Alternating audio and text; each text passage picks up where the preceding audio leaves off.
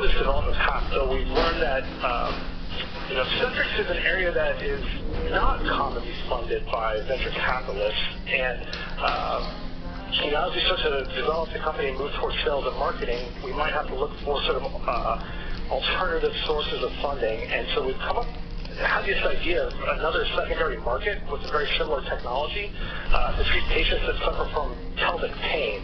This device replaces vaginal dilators that are used for patients predominantly with vaginismus and a number of other conditions. But this market is a direct-to-consumer market with a Class 2 exempt regulatory pathway, so we could launch this device actually before we would even launch the birth device, and hopefully proceeds for this can help fund the birth program as well. Thank you. So I think let's hold questions. Remember your questions, okay? And we'll hold them until the end. And James, fire away. Sure, we'll do. Okay, this is it. The last 10 minutes of the day. Thank you all for the opportunity. Thanks, Paul, for the opportunity. I think this is sort of two things I want to convey with this quick talk. It's, number one, the process that Paul talked about and frankly kind of came up with and has really been inspired to share at Stanford. When applied, it works, and it can be applied by students, and they can have success, and they can get something almost to the market, which I'm going to show you here. So that's sort of lesson number one. It's a good process, and at all levels it can be used. And then number two, with pediatric devices, as we talked about, small market, there are some issues around business development and whatnot that everyone's aware of. You can do a lot of work within the university when you have good resources and good people and some level of funding, and I want to specifically speak to the Coulter Foundation, which has funded this program. So Light Bubble, all of the biodesign projects start with a clinical observation. This was the one. So adult central lines, big issues around line infections. It's a reportable event. All kinds of devices that secure and protect central lines in adults, and they work pretty well. And between protocols, hand washing, and these devices, the rate of central line infections in adults is less than 1%. And our most vulnerable premature babies, we use a chunk of non-sterile tape. I probably observed this, as a pediatric surgeon 10 times a day for, my entire career. It never really struck me, but a group of graduate students who went in and saw it said, this is crazy, right? A piece of non-sterile tape is holding a central line. Now, there's a reason for it, right? You can't completely cover that. There's a design challenge here, right? You've got a dying piece of tissue, which is the umbilical stalk, and you can't just totally cover it. So you can't use the adult stuff, but you probably can do better than a piece of tape. So they were audacious enough to think they can do better. The need that they came up with was a way to protect umbilical catheters in neonates in order to decrease central line-associated bloodstream infections. Is it a problem? We always kind of challenge design teams to make sure that it's something worth working on. About 200,000 catheters placed in the U.S.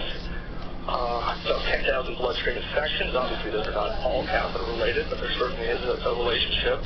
And about 1,000 unnecessary deaths from bloodstream infections. So, problem worth working on. It's not the billion-dollar market of bariatric surgery, but it's important. What's even more important when you look at it is that hospitals have to pay for these infections now, or at least they don't get reimbursed for it. So it costs about $20K to treat bloodstream infection, and hospitals eat that cost now because it's a never event. Not only that, they have to report it on their websites, and that's not something people like to talk about. So when you put all that together, it comes down to about a $1,000 cost per line placed because you don't know which one's going to get infected. And that's an area where you probably can develop something because there's opportunity. This is what the team came up with. Pretty simple device. This is the most recent prototype. It's made to protect the umbilical stump and catheter interface. It standardizes the process as opposed to the arts and crafts of building the so-called tape bridge. And it really simplifies the procedure and saves time. It can be done much faster than arts and crafts. A couple key components to it in the early design was that the stabilization clips on the two sides, they kind of fit into the current workflow. We'll get to that in a minute. It's really based on user feedback. There's a skin barrier that prevents translation of bacteria from the skin, which may be one of the causes. And then there's a vented dome that protects from inadvertent inoculation and touching of the catheter, but it also allows the natural desiccation, and that was a real design challenge. You can't cover the cord, but you can protect it a lot better. The team done within Stanford, they've done fundamental biologic testing. Big question that first came to us was how much venting do you need? Does it need to be a little split, big split, etc.? So they set up a test bed just over in the next building over here in Sriram and figured out what level of venting is necessary. They then took silicone and different materials and made sure they weren't going to make things worse. Ultimately, they were able to show that with a silicone, well-vented system, you can decrease infection rates in kind of real use with our device. Engineering testing, looking at where the old system failed, making sure our system's better, pretty straightforward. It turns out the old system failed at less than 1 pound of force, so it wasn't really that great of stabilization anyway. And then this is a big one, and this is one that I think a lot of people, when they come up with something, don't really go to this early on. But when you're talking about an item that's going to be used by nurses, it's a little bit of a preference item. I mean, I made the value proposition for you on cause of infections, and we could prove all that with a clinical trial, but someone still has to pull it off the shelf and use it. So Lauren Wood, who's over here, one of our medical students, with the help of some design mentors, has gone in with the NICU nurses and gone through and figured out what's important to them, what are their feelings about this device. And it turns out that the feeling of securement is super important, that they don't trust anything else to touch the baby, so don't even try and make your own adhesive, use what we've already got. And these seem minor, but these are really important insights, and it took her going in, working with them, and figuring that out. So we're still in that process. We're iterating based on that. But I think you can't underestimate the importance of early user interface, feedback, preference studies, etc. Where is it going? We think ultimately, if we can come to a design that works, certainly some clinical evidence would be great. It's a Class 1 exempt regulatory pathway, which is really straightforward. We can make this thing for hopefully less than $5 as a silicone mold at scale, and hopefully integrated into a kit. And I think it would be attractive to be combined with a catheter. You kind of have an all-in-one, put the catheter in, use the bubble to protect it. This is kind of the translational project objectives, a little bit boring, but we've made a fair amount of progress. This has all been done within Stanford. It remains here for now. Academic preparation, we've already manufactured prototype devices. We're able to make them pretty much at scale at this point. We're planning for the clinical trial and an application to the FDA for our Class 1 exemption. It's not too far away. It'll translate out of the university at some point, because we're not going to be selling devices from within here, but that's kind of the pathway. So thank you very much for the opportunity, and hope you guys all have a good day. Let me show you 2 minutes worth of one other quick example, and that is from a global meat finding expedition that a couple of our fellows who worked in New Delhi came across. So their problem was neonatal resuscitation. Their need statement at the bottom was a way for frontline health workers to be able to bag infants. So if you think about it, 70% of the deliveries in India are not in hospital settings. Although the workers, the assistants that help with the deliveries are reasonably sophisticated people, they had trouble bagging the babies. And this was a problem that Ayesha and Abhijit observed time and time again as they did the needs finding in India. Again, the problem was, identifying the problem was key. The solution was pretty straightforward.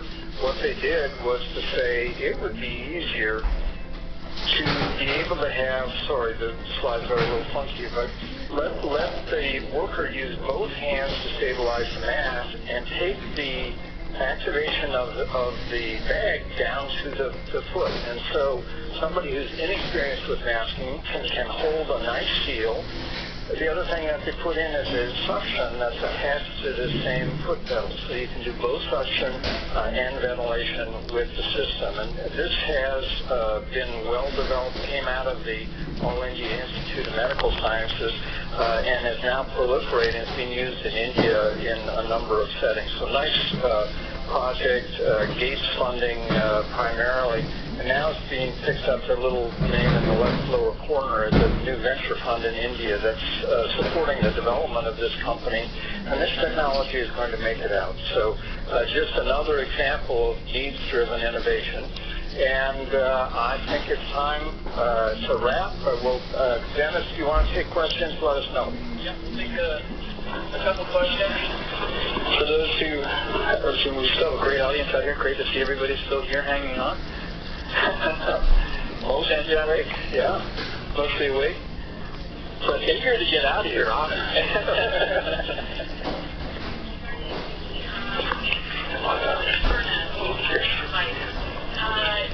Just curious, women that you tried on, do they kind of epidural, or how comfortable is this device in a non-device? Yeah, that's a very good question. It's our desire to not marry ourselves to epidural. Dogmatic and political viewpoints toward epidural in the future. But so far, we've only enrolled first-time women that have chosen to use an epidural for our clinical study. At Baylor, the epidural rate is over 80%, so it's already most patients anyway.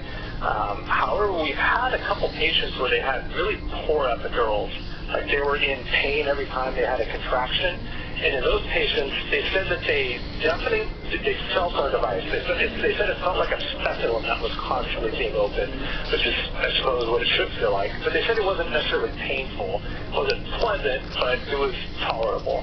And so we feel like that there could be other things that we do to also mitigate pain in patients that are non-epidural patients. We've also learned, as I mentioned, that stressing is sort of cumulative. So if you stress for 5-10 minutes and you remove the device, when you go back, you sort of pick up where you left off. So that could be another mitigation technique for non-epidural patients in the future.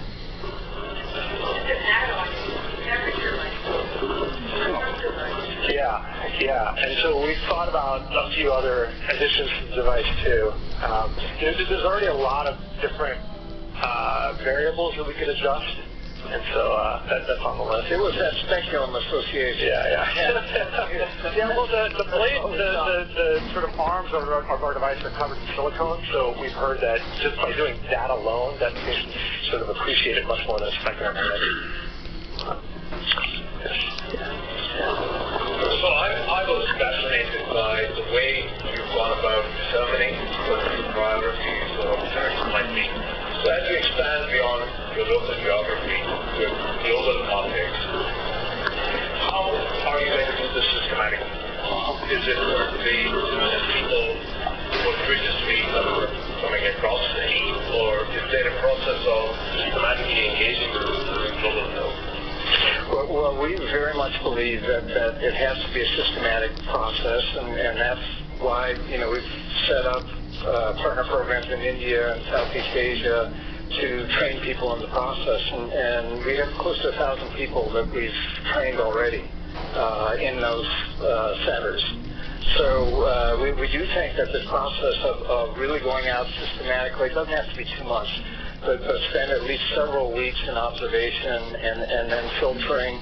That's a really robust process and needs to be done in a global setting as well as here. Yeah, final question. Thank you. Yeah, I don't know whether everybody heard that, but two great suggestions. One is just to democratize the need identification, because healthcare workers understand what their problems are. And the second is to create kind of a registry of problems and offer that to people to solve. There are a couple of efforts that are up and running in that vein, and for reasons that aren't completely clear, there hasn't been huge traction with those, and it may just need the right effort to get it going. But great suggestion. I don't know if you have anything to add, James, to that. No, I think we've thought about it. I think I think one of the hard parts is that our process leads you to say no to 99% of things. We recently had a guy from Google X, or as it's called at X now, come and talk at our class, and he went through a rapid eval, and he said, my baseline assumption is that 99% of ideas are nonsense, and I have to figure that out really quickly.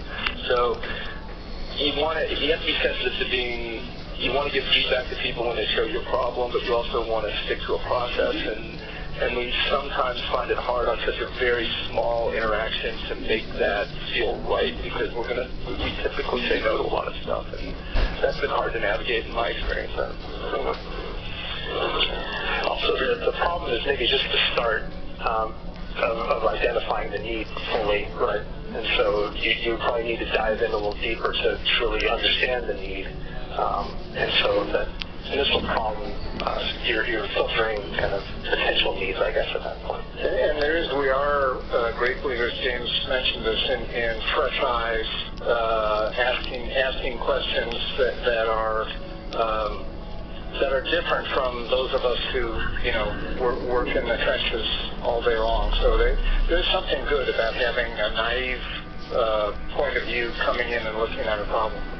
Yeah, very good. I think some way to figure out the right formula of crowdsourcing, needs-driven innovation, and filtering through the right kinds of needs. This is exactly the kind of thing this conference is about, and the structure around the programming for needs-driven innovation is exactly what we need to be doing in pediatrics and pediatric innovation. So thank you so much for your time. I don't want to I need to kick you off the stage and bring Chris up to close out the day. Just a round of applause for the group.